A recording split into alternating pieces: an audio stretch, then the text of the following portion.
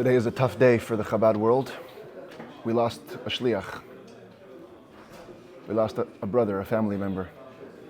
Harav Tzvi ben Harav Alexander HaKoyen.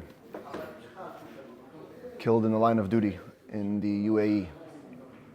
So I want to dedicate today's Rambam class to his memory. The learning should be a blessing for his neshama and a blessing for all Jewish people. We are not going to be phased. We're keeping on going with full cylinders. We're going to spread the light and more light for his memory. All right. Hilchos Tumas Meis Perek Sheni. The laws of corpse tuma. The impurity imparted by a corpse, chapter 2. What's going to be happening for the next 3 days is that the Rambam is going to define all the parts of a dead body that could communicate impurity.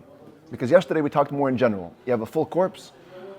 The corpse makes you impure in 3 ways. Touching, direct contact, carrying, even if there's no direct contact, and being in the same room or forming a tent over or under the corpse. Today and tomorrow and the next day, the Rambam discusses different entities within a corpse and what levels of impurity they impart. Halacha Aleph, Hanefel. The Rambam begins with a stillborn. A fetus is unfortunately born lifeless. Afal pisha adayin leiniskashru evarav begidin. Even if it's in a very early stage of development, the limbs were not even joined together by the veins and the sinews, he's considered to be a full corpse. Mitame b'maga uv'masa uv'oyel ka'adam gadol shemes. This fetus imparts impurity both by touching, carrying, and the tent, like an adult that died. Shanamar, because the Torah says when it talks about the tumah of the dead, what does it say? Hanegeya b'meis. If somebody touches a dead body, l'chol nefesh adam. Any human soul. Stillborn fetus is a human soul. So it imparts tumah in the same way. B'chein, another thing which is considered like a full corpse, kezayis mibsar hameis. An olive-sized portion of corpse flesh. This is going to be probably the most discussed one in all of these laws.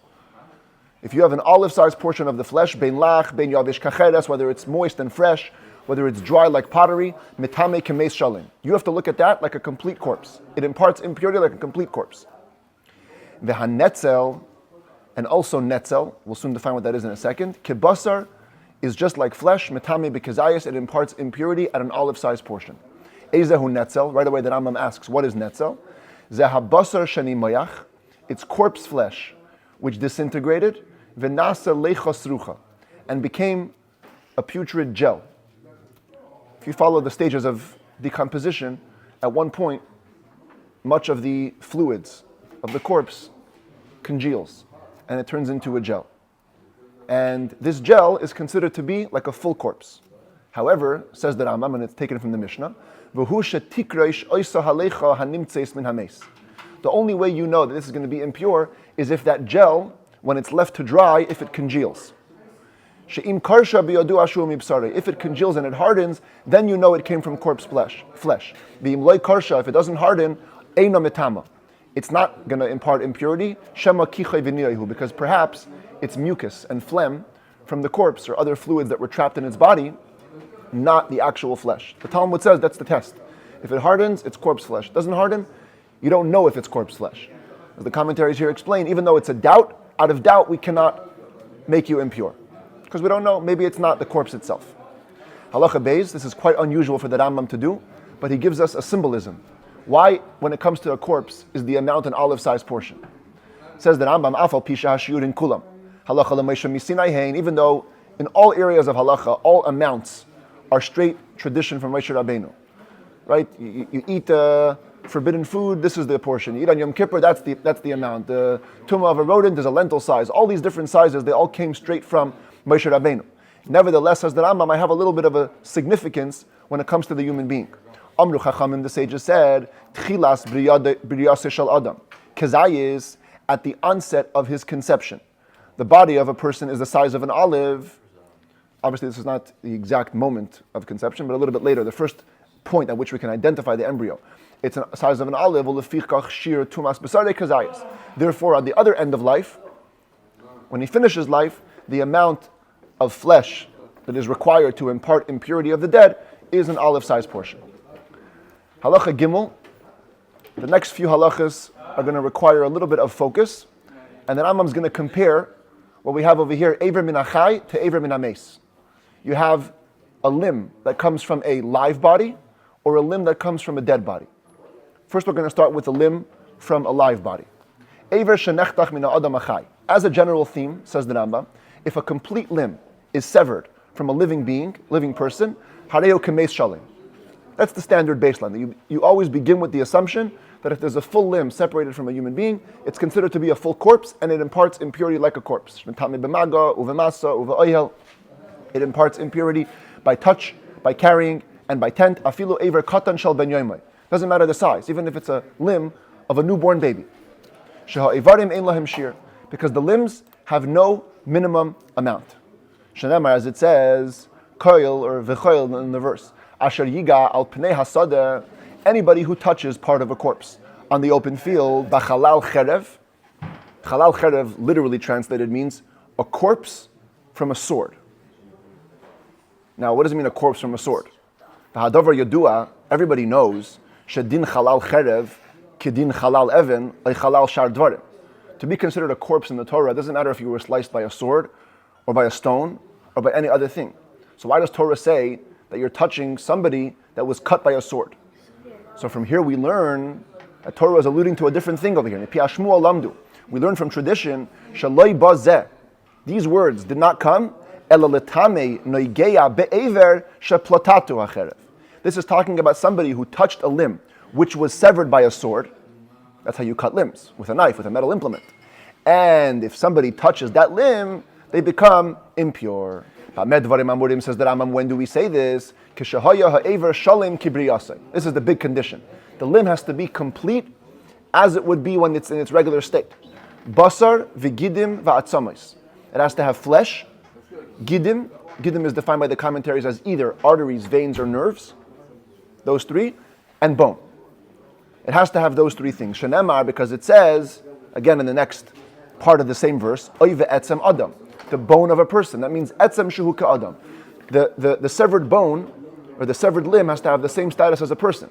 Ma adam basar v'gidim ba'atzam, same way a human being is made up of a combination of flesh, arteries, veins, and nerves, and bones. Af ever min achai ad sheyeh kibriyasei basar v'gidim ba'atzam. So too, a limb from a living person has to have all three things: flesh, gidim, and bones. All three. Aval, however, if the limb, even if the limb by its creation doesn't have bones, hakulya, the halashin, the chayatzit, let's take a kidney or a tongue or something like that. Afal pishein ever bifnei atzman, even if they're recognized as a limb unto themselves, hoyil ve'ein bahen etzem, harein keshara basar. Since they don't have a bone, their law is like any other flesh. And we're going to soon see in a minute what we do with flesh from a live person. The answer is that flesh from a live person is completely pure. If just a piece of flesh is detached, it doesn't have any status of impurity. So, an ear would be another example. Yeah, there's no bone. Now let's see some cases of a limb that's missing some parts.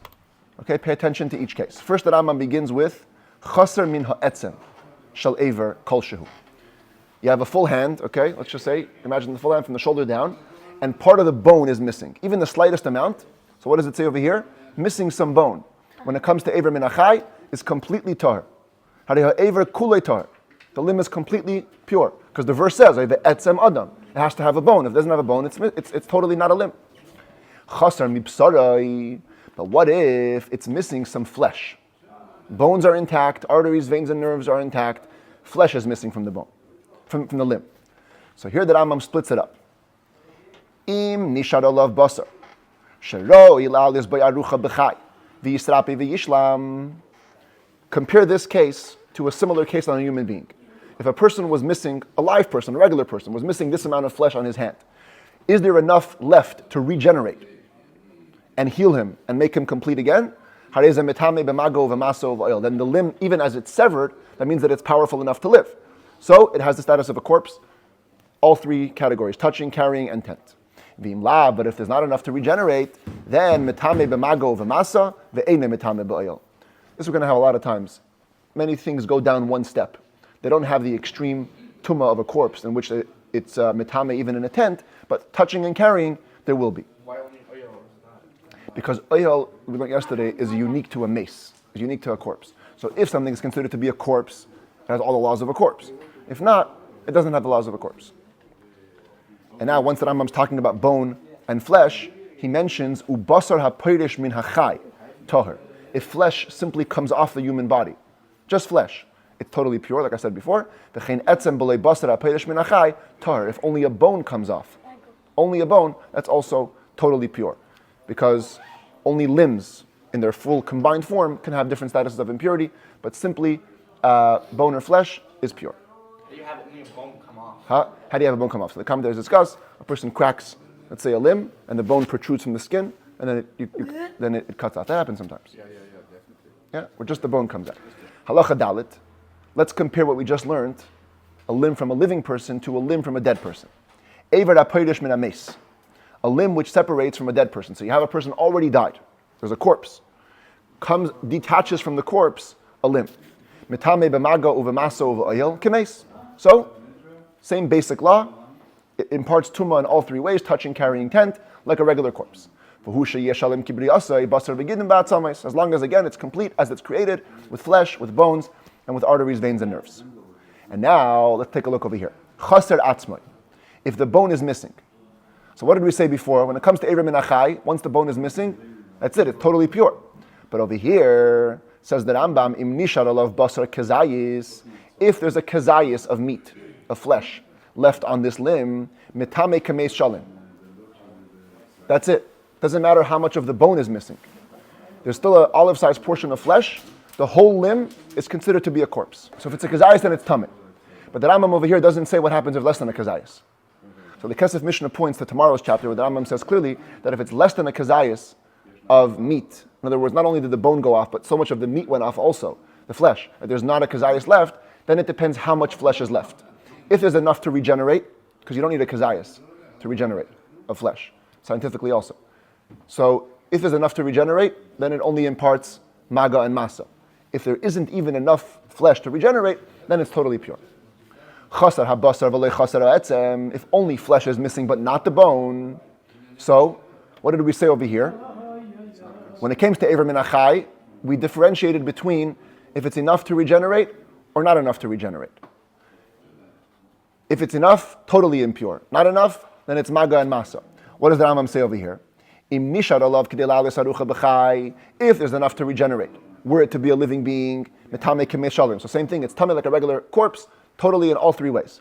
V'im lav, but if not, pay attention here. If the flesh went off, but not the bone, harehu kishar atzmais hamesim she'en alein basar. We treat it like regular corpse bone, because it came from a corpse. So we treat it like the laws that dictate regular corpse bone, which are coming later in today's chapter. How do we treat regular corpse bone? Corpse bone, we're going to see later. Halacha hey. Moyach shebeseicha etzem. This is a rule, says the Rambam, you should know.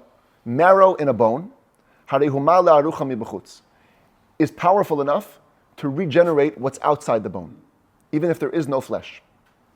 Lefikach, therefore, kulis hameis, the femur bone of a corpse, the big bone. The femur bone, that's the thigh bone. V'hu etzem hasaso mishnei ktsoisav, which is a bone which is shut tight from both ends. If there's enough marrow inside to be able to regenerate, were it to be part of the living being, just the bone will be treated like a full limb, which means like a full corpse. If the marrow was moving around, that means it had a little bit liquefied, and therefore it wasn't fully healthy. If it has an olive-sized portion, we're not going to consider it to be a full corpse, but we will have it impart tuma with or via a tent, if you're in the same room as it. Even though a bone, this bone in this case, is shut from both sides, tuma by kas va'ela by kas v'yaredes k'meishi yizbar. This is a big rule we're going to have many times later on in the set of laws. Tuma splits and goes all the way up, and it goes all the way down. By default, in many different cases, if you just have a source of impurity, in terms of the corpse, whatever is directly above it is affected by it, whatever is directly below it is affected by it. Same thing over here. Even though it's inside the bone, it doesn't matter. It can transmit tuma, because marrow is like flesh for all matters. So if there's enough marrow to regenerate, then it's even more than flesh. It's considered like a full limb. If there isn't enough marrow, it's liquefied, we just look at the marrow. And the marrow is like flesh, in which case it transmits tuma via the tent. Halacha vav. Ha'ever v'habasar ha'meduldalim ba'adam. A limb or flesh that is hanging off of a person. Afal pi she'ein yecholin lachzer v'lichies. Even if they cannot regenerate, there's no way to reattach, it's just hanging. And you see people like this even today. Tohirim, that's pure. And watch what happens. Meis ha'adam, if this person dies, harei habasar tahar, the flesh that was hanging off of him is pure. Because it's like flesh that's separated from a chai, from a living person, which is pure.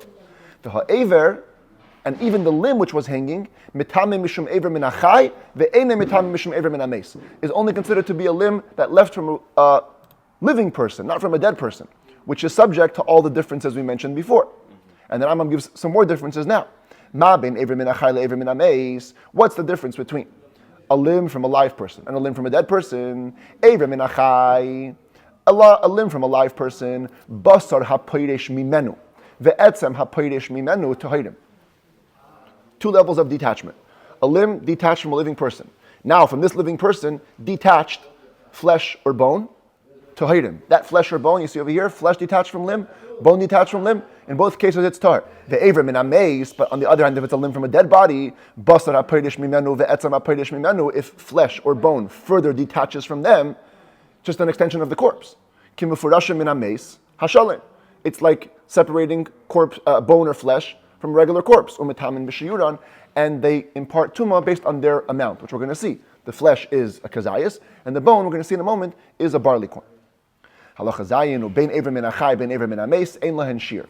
The Rambam repeats this point. A limb, whether it's from a live person or from a dead person, doesn't have a minimum requirement. It could be a newborn baby, tiny limb. It could be an adult, huge limb. Doesn't make a difference. If it's a limb, it's a limb. Amru Chachamim says that Rambam, our sages said, they gave us the tradition. Masayim, Shmeina, V'arbaim, Eivarim, Yesh B'ish. There are 248 halachic limbs. That means units that contain flesh, arteries, and bone in a man. Kol echad ve'echad me'an basar ve'gidim ve'etzem. Each one has flesh, gidim, and a bone. Ve'ein hashinayim in aminyan, we don't count teeth. Uve'isha, masayim ve'echad ve'chamishim. For a woman, it's 251. There's 3 extra limbs. So in the Gemara, actually, it says either 252 or 253. The Rambam seems to be going like his own opinion, 251. The Kesef Mishnah has a whole lengthy explanation how he resolves it with the Rambam. With modern anatomy, that's a whole different story. Modern anatomy states that a infant is born with 270 bones. Over the toddler years, many of them fuse together. And in the typical adult skeleton, there's 206 bones. That's how science understands it today. So there's many ways to resolve it. First of all, the fact that the sages don't talk about bones the same way we do. But the most important thing is that modern anatomy does not count sesamoid bones. Sesamoid bones are bones that stick into a tendon or a joint capsule, right over here. Science does not recognize this as a separate bone. Or over here. Here's a sesamoid bone. Where is it? This one. Right over here. This blue bone sticks into a tendon or a joint. It's not counted as a separate bone in modern anatomy. But in halacha, it very possibly is. So this is one of the ways to account for the difference. But definitely we go with the Torah's ruling, which is 248 limbs and 251 for a woman. The Talmud says that the extra bones are 2 tzirim and 2 dlatot, 2 hinges and 2 doors.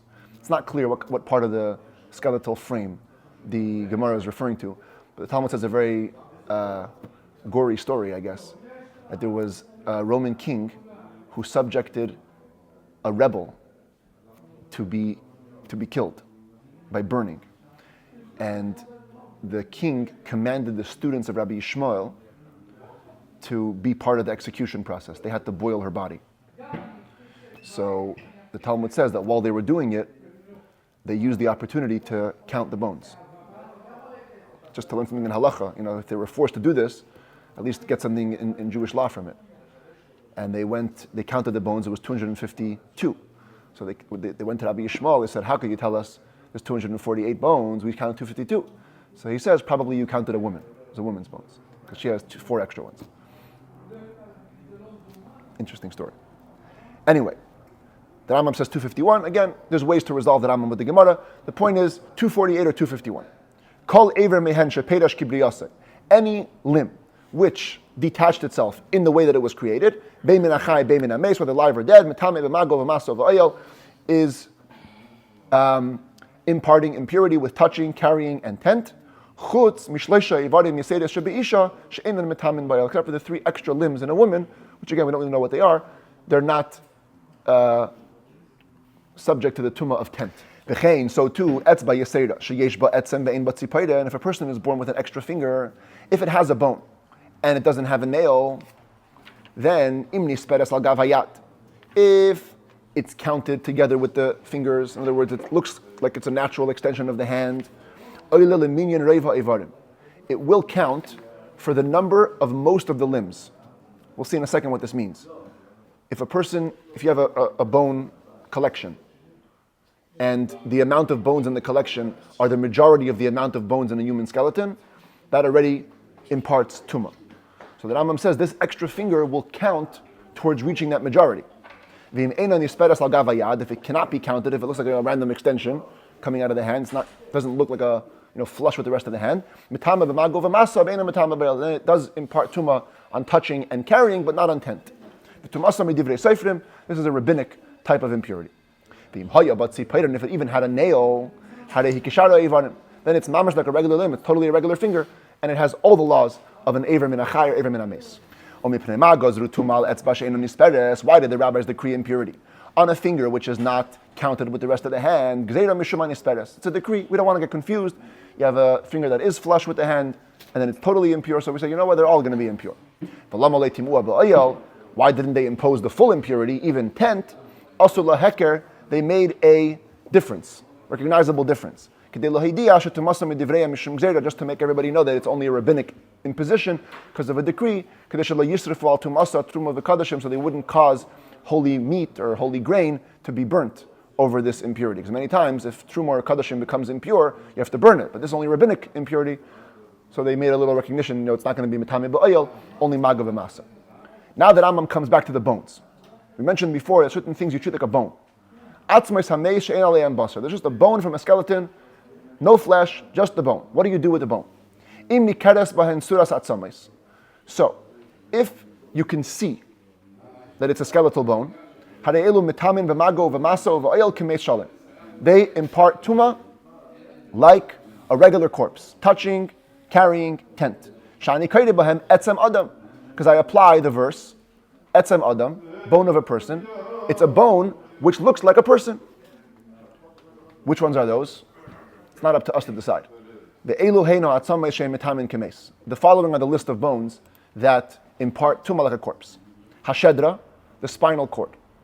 Full spinal cord. It's got to have all 18 vertebrae, then it's like a corpse. The hagulgailas, a full skull. V'roiv binyanai, v'roiv minyanai. And most of a person's structure and the majority of limbs. We'll define this in a second. First, go back to the first two. Hashedra keita. What does it mean the spinal cord is impure? Shedra shehi shleima. If the spinal column is complete, harehi kemes shalem.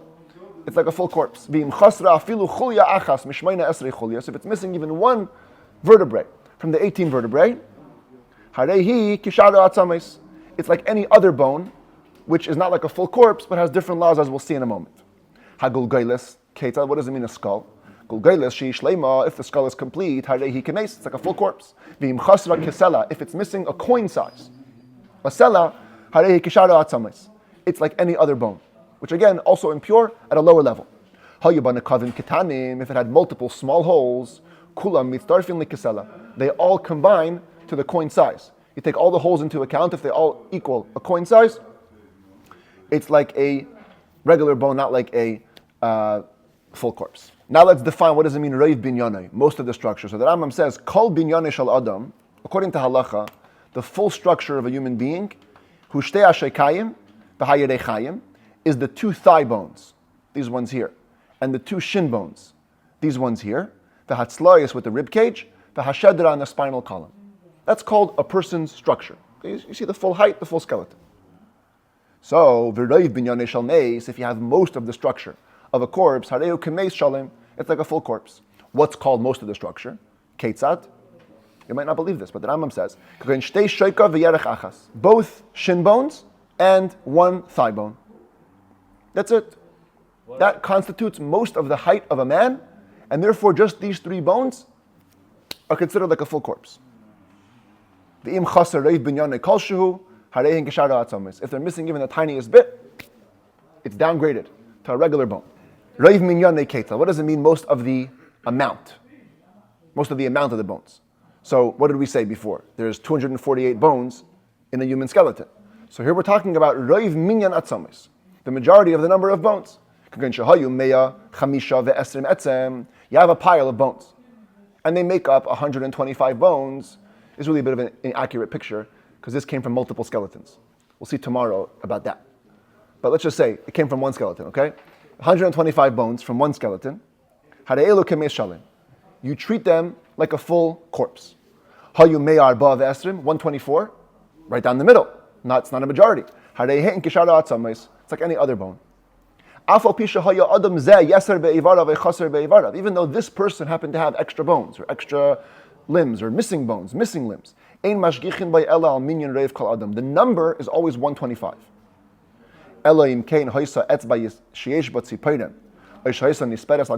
Except for the extra finger, which has a nail, or is counted with the rest of the hand, which counts towards the number, as we explained. It's an exception. Halacha test. We kept on saying, in some cases, you treat it like a regular bone. What's a regular bone? What's the law of a regular bone? Any other part of the bone of the dead body, it doesn't have most of the structure, most of the number, not a complete spinal column or a complete skull. What do we do with bones? If they make up the volume of a quarter of a kav, then they're treated like a full corpse, touching, carrying intent. If they're less than a quarter of a kav, even if it's a bone, kav is a dry measurement. How much is it? Depending on which opinions you follow, it would either be 344 cubic centimeters or 600 cubic centimeters. Yeah, it's a nice amount. So if they had that amount, then they're like a full corpse. If they were less than a quarter of a kav, even size of a barley corn. This is a barley corn. So a tiny bone, size of a barley corn. It does impart impurity, touching and carrying, but not the tent. Tent is only for corpses, it's not a corpse.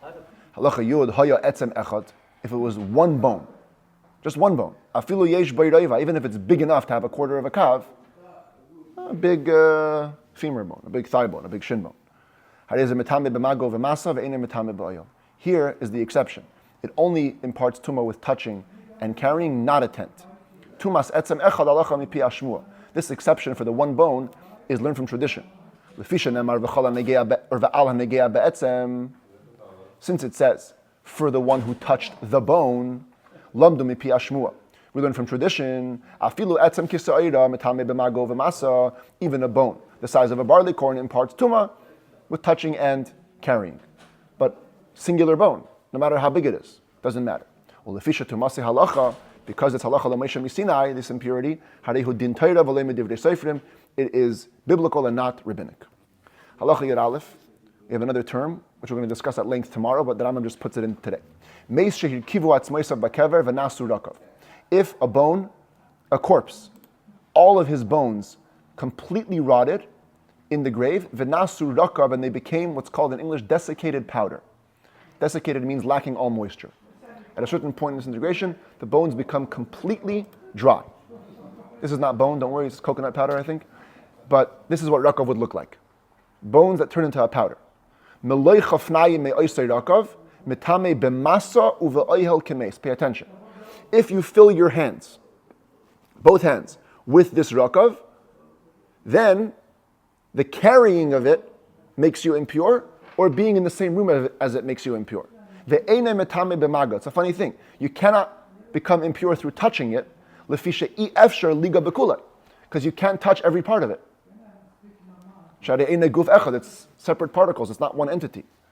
Even if you kneaded it into water, made it like a doughy substance, still each piece remains on its own. So you have to, the only way to become tummy through it is through being in the same room as it, or through carrying it. What? Arrested them. Huh? The Uzbeks. Yeah, they arrested them. Amazing. Just got news in the middle of the class that the 3 Uzbek nationals that were involved in killing Rabbi Kogan were caught. Arrested, thank God. Baruch Hashem. Halacha Yud Beis, another general halacha. related to an entity of a dead body. Dam hames, metame kemes. Blood from a corpse imparts tuma like a corpse, b'mago v'maso v'oil. Touching, carrying, and a tent. Shenemar, because it says in the verse. Shenemar, because it says, b'nefesh adam. Here it is. B'nefesh adam. Anyone touches a dead body, the soul of a person. V'nemar, and it says, ki adamu ha-nefesh. The blood is the soul. So if Torah says touching the soul of a dead body makes you impure, touching the blood also makes you impure. Nefesh is not blood? Nefesh is blood, that's what I'm saying. Damu ha-nefesh. The kama shiurai, how much is the amount to make you impure? Revius. A quarter of a log. About 3 ounces, 4 ounces. Afilu tamtzis hadam. Even liquid left after the blood coagulates. So it's not the core blood, it's just a liquid with a red tinge left over. Kol zman sheyesh be'ad mumis, as long as it has redness, metame ba'oil meis, it imparts tuma, even like being in the tent, like a dead body. Blood transfusion, does it make it tamis? No, watch this. Halacha yud gimel dam hachai, blood from a live person, afilu dam nechira. Even if it's blood that flows out of a person after being stabbed, harezatar kozman sheuchai. It's totally pure as long as he's alive. Nisarev hadam sheyatza mimenu ba'achreina samuch lemisa. Im hadam sheyatza mimenu achar shemeis. What if the blood mixed? Some blood that came out of him before death, right before death. Other blood right after death. The chala ta'aruvis revius, and the whole mixture is just a revius. Ve'ein yodua kama yatza mechayim kama yatza achar misa. You don't know how much was before and how much was after death. Afilu chatzi revius mechayim bechetzi achar misa. Even if you can ascertain in some way that half of it came out while still alive and half of it after death, hareza nikra dam tvusa. This is called the blood of soaking, weltering, the word they have over here. Like you're soaking in blood, so the live blood and the dead blood are mixed. Umetame b'maso v'mago v'oyel. Rabbinically, it's metame like regular blood, with carrying, touching, and tent. Ela shetumasim medivrei seifrim. It's a rabbinic origin impurity. Halacha yudalid, a little bit graphic case. Harug shahayam mutal alamita. A person was murdered, and he's lying on a bed. V'damay menatef keshehu chai v'yered leguma. Blood is dripping out of him while he was alive and falling into a hole. Meis v'harei adam menatef achar moisai. Then he died. In other words, the soul left his body, and the blood continues to drip after his death. V'yered lo'isa guma, in the same hole. So here, maybe it's the same thing, right? It's blood from before death and after death mixing. Why is it not called dam tvusa? It says the Rambam harei kol adam shebatar. Over here, it's all pure. Shetipa tipa rishayna batla badam sheyatza mechayim. Initially, all there was a pool of live blood. As the dead blood began to drip in, each drop becomes nullified within the live blood. Yatza mimenu revius dam bilvad. If all we have is a revius of blood from what's now a corpse. The safek kula mechayim, safek kula la'achar misa, unlike the last case where it's half and half. Here, it's either totally before or totally after. Harezu sfeik tuma kishara sfeik. This is a classic doubt of impurity, like any other doubt. And we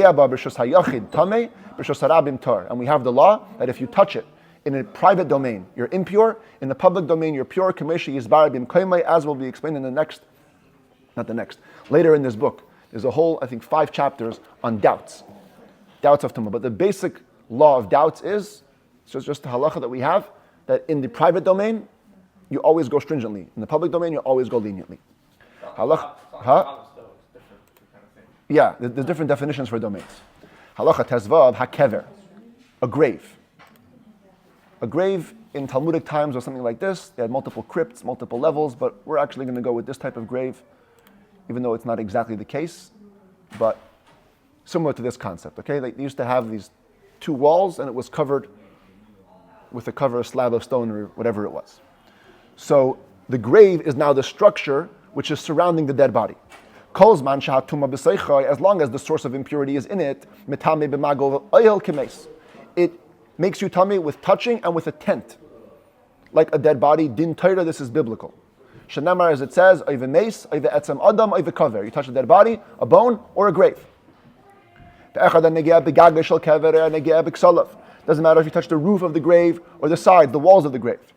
But it has to be built properly and sealed. Then it will be imparting impurity with touching and with tent. But if you just made a makeshift grave, okay? Here.